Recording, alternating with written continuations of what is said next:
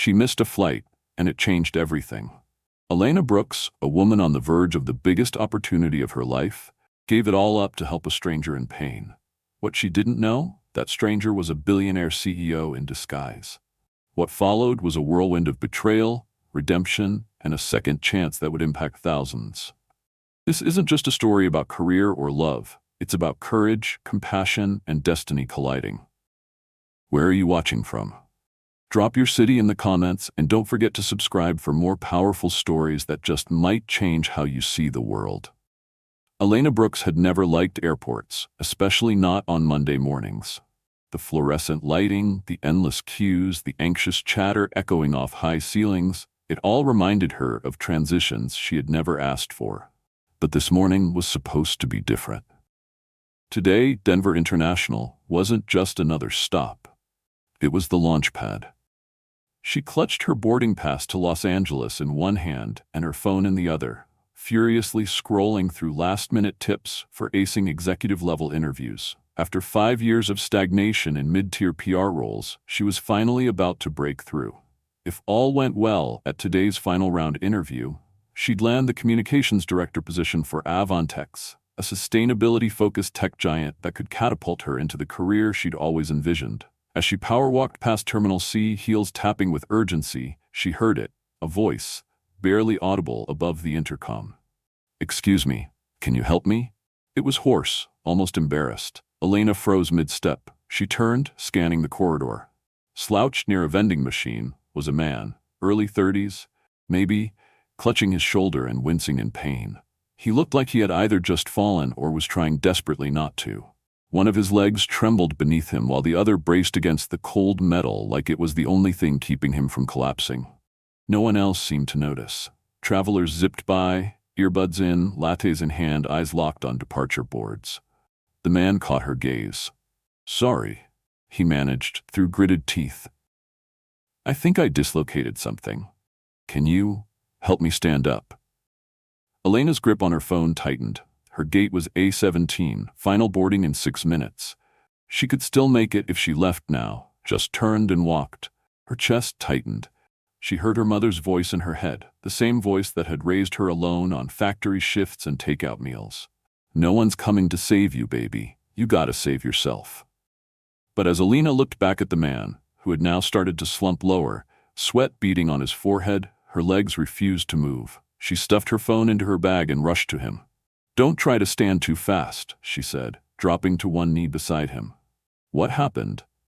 "Red-eye flight. Tried to stretch, something popped." "Shoulder's a mess," he said, hissing as he tried to adjust. She slid one arm under his good side and helped him to his feet, struggling to balance his full weight. He was lean but built, athletic in a way that made him feel heavier than he looked. Dust clung to his dark jeans and his plain t-shirt was damp with sweat, but his voice, even strained, stayed calm, grounded. "Where's your gate?" she asked. 18, Terminal D, he muttered. Elena's heart sank. Opposite side of the airport. Helping him meant forfeiting her flight, her shot, her future. "No one else is helping you?" she asked in disbelief. He gave a soft, almost amused smile. "I guess I'm not very visible today." That was it, she sighed, tightening her grip under his arm. "Let's get you there." They shuffled down the hallway slowly, with Elena absorbing most of his weight. Her shoulder began to ache, but she didn't complain.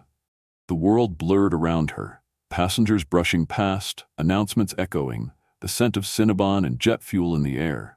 They reached D18 just as final boarding was called. The attendant glanced at the man's ID and immediately ushered him through a separate entrance labeled Executive Priority. Elena blinked. "You're executive?" she asked. "Something like that," he said, offering a faint smile.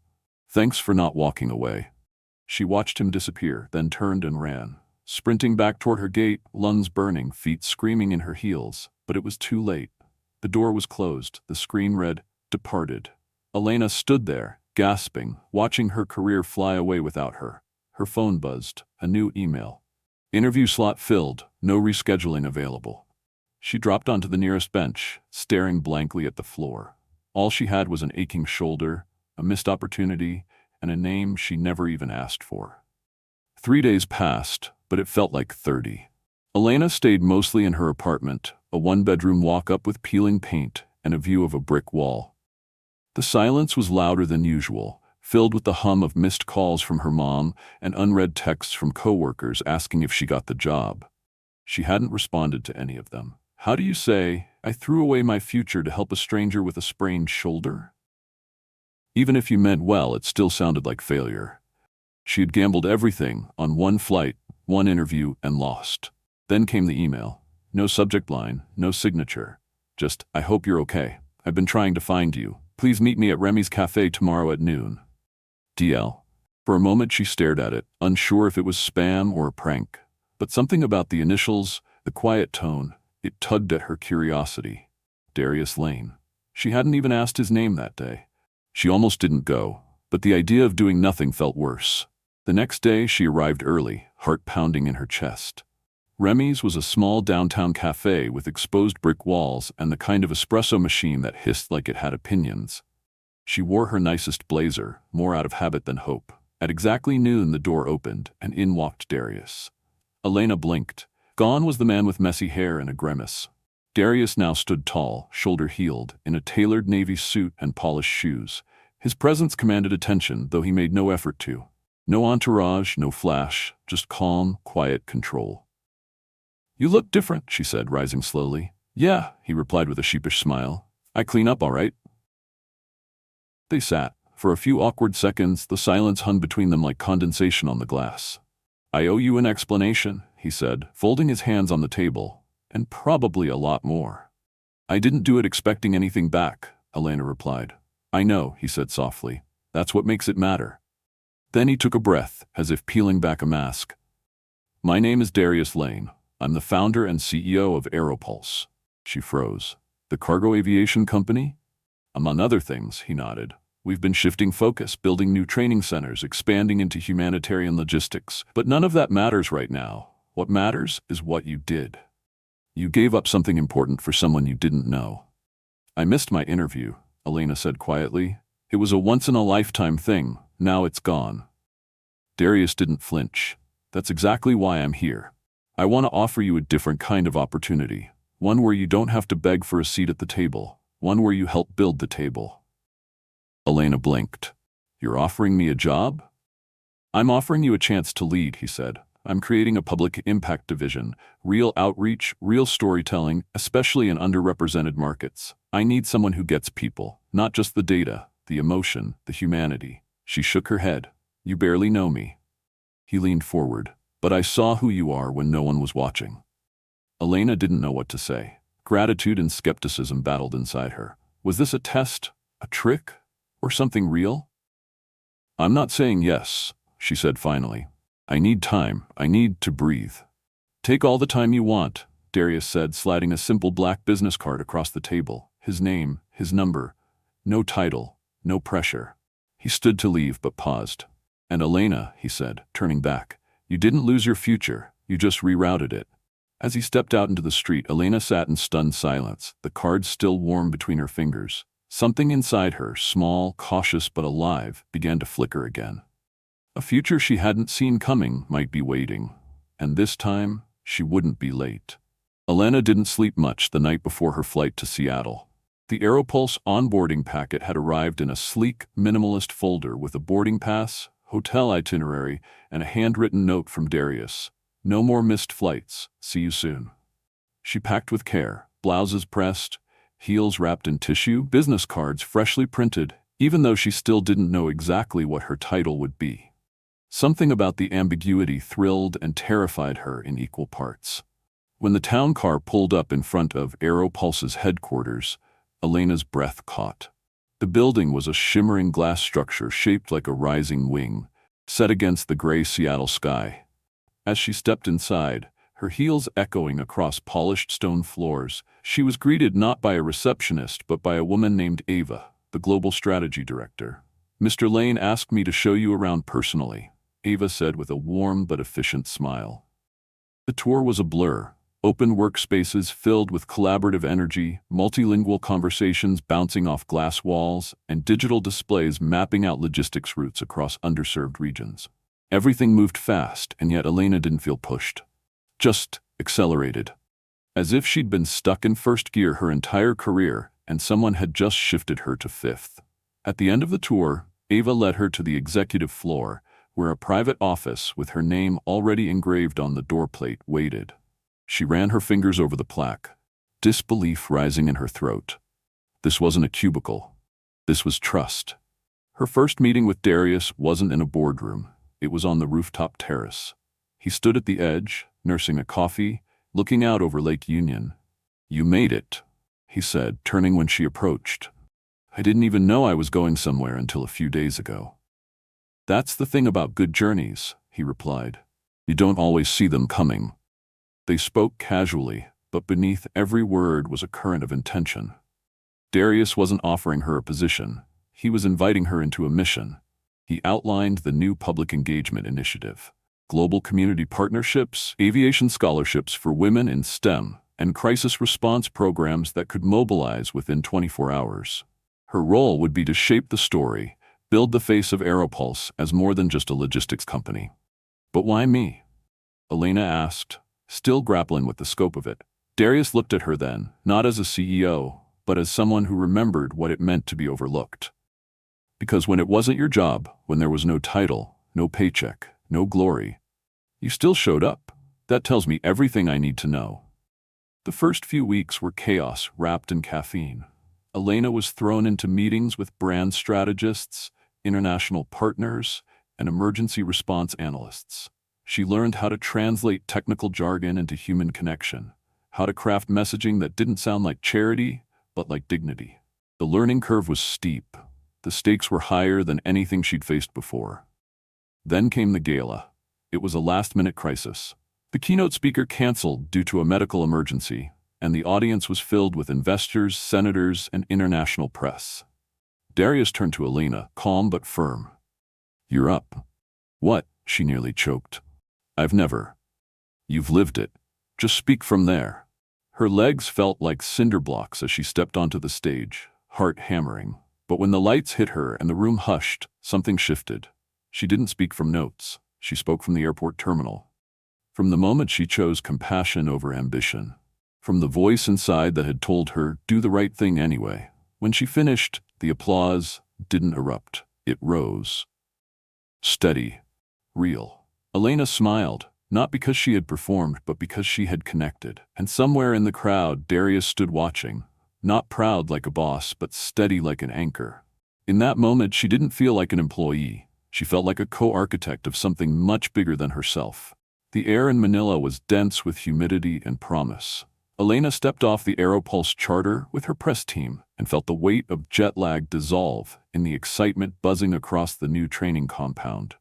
Dozens of apprentices, mostly young men and women displaced by last year's typhoon, were gathered under a massive steel hangar. The freshly painted Aeropulse logo gleamed against the backdrop of scaffolding and workbenches. This wasn't a press tour. This was impact in motion, and she was here to capture its voice. For the next 3 days, Elena interviewed trainees, documented success stories, and oversaw the production of a short-form feature that would launch Aeropulse's humanitarian wing into the global spotlight. Everywhere she turned, there was a story that deserved to be told. A young woman named Lyra, who had never touched a wrench before, now led an engine assembly team. A widowed father, who had spent months living in a tent, now trained as a logistics technician. Each face, each voice, made the missed job in LA feel like a discarded version of herself she no longer recognized. But good stories had shadows, and Elena's caught up with her faster than she expected. It started with a headline: CEO's new darling, PR chief's sudden rise sparks nepotism rumors at Aeropulse. The article was from a tech gossip site, sloppy, speculative, but viral. Within hours, social media lit up. People questioned her credentials. Others implied she'd only landed her position by getting close to Darius. A doctored photo of them having coffee, completely innocent, circulated with cruel captions. Her phone buzzed nonstop. She stared at the screen, numb. But it wasn't the internet that stung, it was the internal email that followed. Aeropulse's legal team was initiating a routine internal audit to maintain company transparency. Elena read between the lines. Someone inside the company had pushed this forward, and she had a feeling she knew who. Trent Morales, the executive VP of Strategic Affairs and a longtime skeptic of her sudden rise. By the time she returned to Seattle, the office felt colder, smiles thinner. Darius met her in the hallway but kept his tone careful, his distance professional. "We have to let the process play out," he said. She stared at him, stunned. "That's it? I'm being dragged through the mud for helping you, for believing in this company, and all you can say is let it play out." "Elena." "No," she cut in.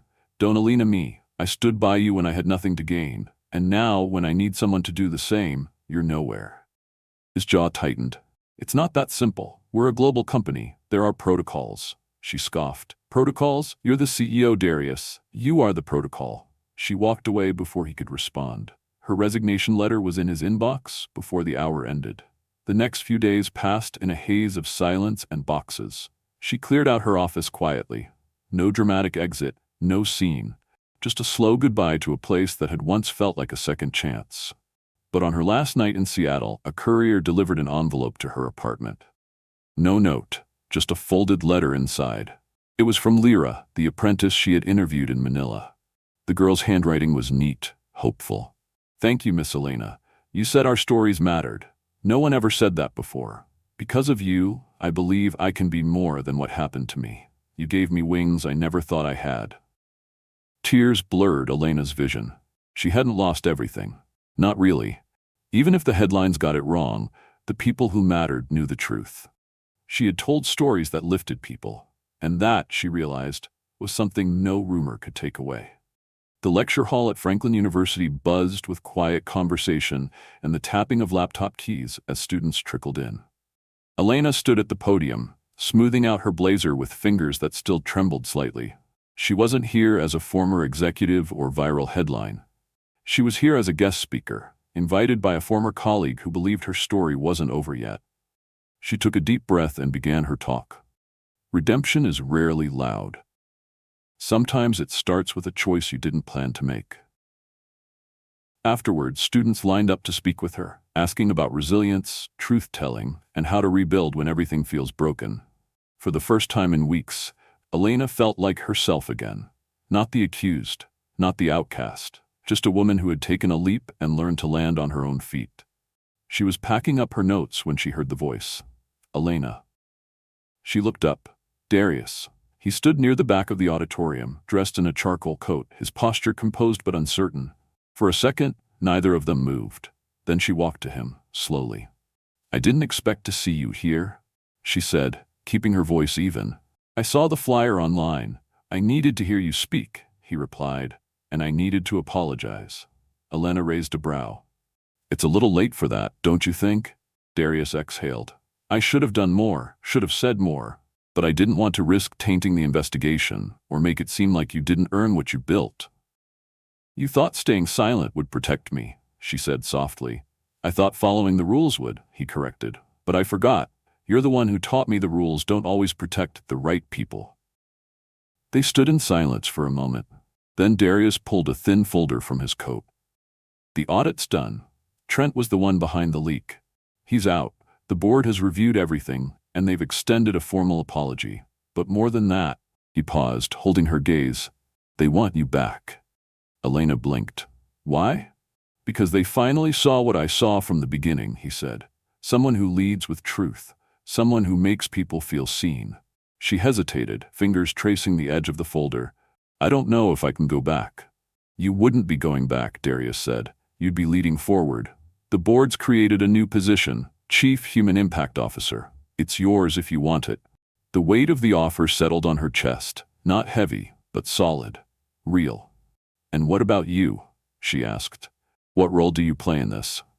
He smiled faintly. "I'm stepping aside from the day-to-day, focusing on expansion. I'll still be around, just not always in the room. But you'll have full authority to build the future you believe in." It wasn't the job title that moved her. It was the space, the trust. She nodded slowly. "Okay, but on one condition. Anything. We bring in partners from the ground up, local leaders, women-led organizations, and people who were never invited to the table before." Darius grinned. "You were always building something bigger than the job." Later that evening, Elena stood backstage at the Geneva Global Summit, heart racing. The Aeropulse logo shone behind her on a 10-foot screen. When she stepped forward to speak, she didn't feel like a guest anymore. She felt like a builder. "I missed a flight once," she began. "I thought I was missing my chance, but sometimes the detour is the destination." She told the story, not of scandal or sacrifice, but of connection, of rebuilding what had been dismissed as broken. The crowd stood by the end, not just in applause, but in shared belief. As she exited the stage, Darius was waiting in the wings. "You didn't just take off," he said. "You taught us how to fly." Elena smiled, a calm blooming in her chest. "And this time," she whispered, "I'm not flying alone." They stood together as the spotlight dimmed, two people who had lost and found something far greater than success. They had found their way forward, together. Sometimes life's most defining moments don't come wrapped in success. They come disguised as setbacks. Elena's story teaches us that choosing kindness, even when it costs us something, can lead to a path far greater than the one we originally planned. In a world obsessed with speed, image, and achievement, it's easy to believe that helping others or pausing for a stranger is a weakness. But the truth is, integrity leaves a mark. It echoes. And often, the doors it opens are the ones we never knew existed. Through heartbreak, public scrutiny, and self-doubt, Elena found strength not in proving herself, but in staying true to who she was.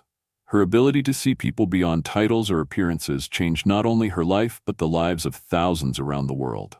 And Darius, powerful, yet searching for authenticity, found in Elena the kind of leadership that can't be bought, only earned. This story reminds us, sometimes you miss a flight and still end up exactly where you're meant to be. Sometimes the journey detours so you can find your real destination. And when you lead with heart, even your biggest failure can become your greatest legacy. Now we want to hear from you. Where are you watching from? Drop your city or country in the comments below. And if this story moved you, inspired you, or gave you a new way to look at life, don't forget to subscribe to our channel so you won't miss the next one. Your journey matters, and someone out there might need your story next.